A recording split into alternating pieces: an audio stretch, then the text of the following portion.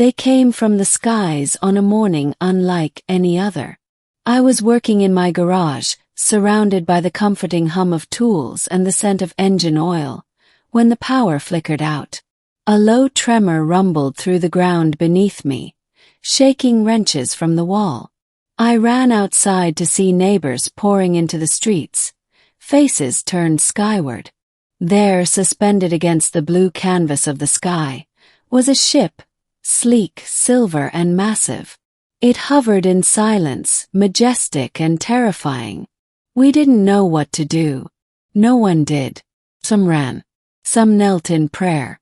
I stood frozen, eyes wide, heart pounding. And then they descended.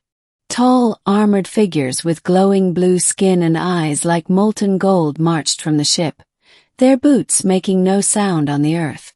They spoke in a language none of us understood. Our weapons were useless. Our military disarmed without a shot fired. Their technology was generations beyond ours. But they didn't attack.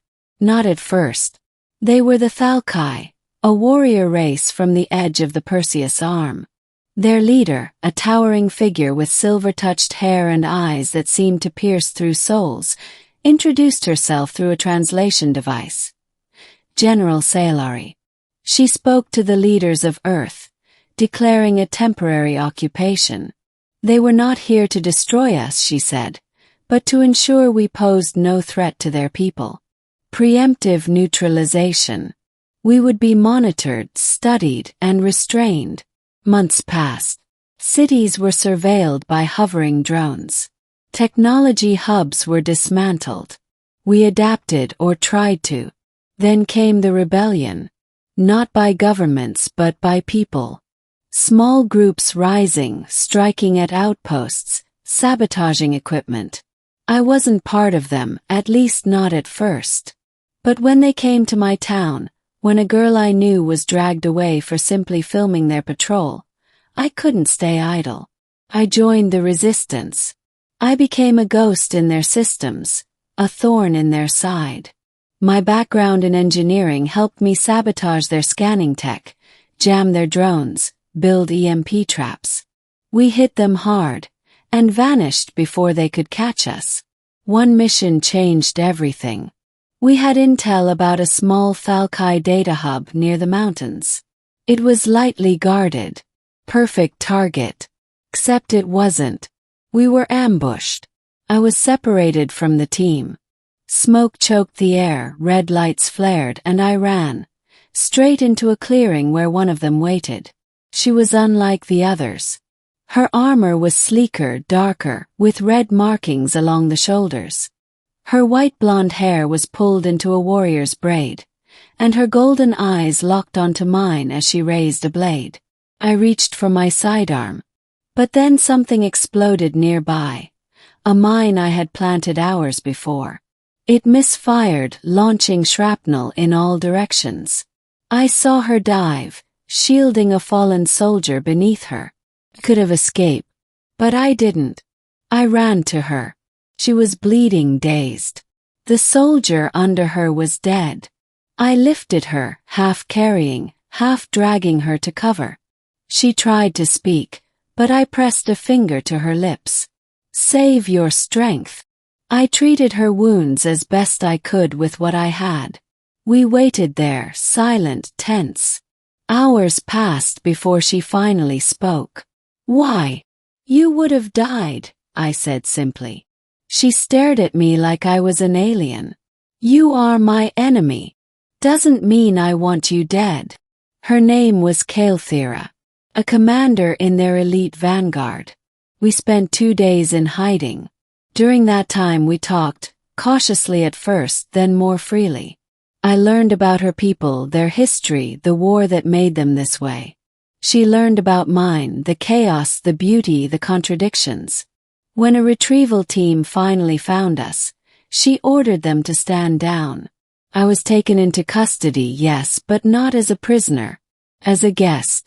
She vouched for me. Interrogations followed. Debriefings. Scientists studied me like a puzzle. But she visited. Often.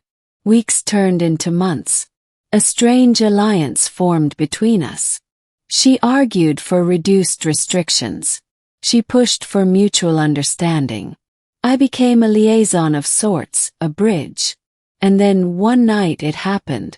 She appeared at my quarters, eyes fierce, voice unwavering. The High Council has approved your return to your people. You are free. I nodded, unsure of how to feel. Thank you. She stepped closer. No. I owe you more than thanks. She dropped to one knee, a gesture of deep significance in Thalkai culture. The alien warrior stood before me and declared, "A life debt is yours, human." My breath caught. What does that mean? It means that I am bound to you, your protector, your ally, until my debt is repaid. I laughed nervously. You don't have to do that. It is already done. From that day forward she never left my side. We returned to the rebellion, not to destroy the Thalkai, but to mediate, to build something new. With her help, Earth negotiated terms, began rebuilding autonomy. Not everyone trusted her. But over time stories spread. Of how she saved lives. Of how she shielded a human child from fire. Of how she stood against her own kind to prevent bloodshed. We traveled together. Fought side by side. I watched her learn to smile. She watched me lose the last shreds of my hatred. Eventually the occupation ended. The Thalkai withdrew, leaving behind only diplomats, scientists, and Kael'thera, because she refused to leave. My life is yours, she reminded me, until the debt is paid. Smiled. I think it already is. Then let me stay of my own will. Years passed. Humanity leapt forward, powered by technology shared in peace. The stars opened to us. And at the front of every mission, every leap beyond our world, stood Kael'thera, warrior, guardian, friend. We grew old. She did not. Her people aged differently. On the night of my final breath, she was there. She held my hand, golden eyes shimmering. Debt repaid, Kael'thera, I whispered. She smiled, tears tracing down her flawless cheeks. Then rest, my human. And know this. The bond remains.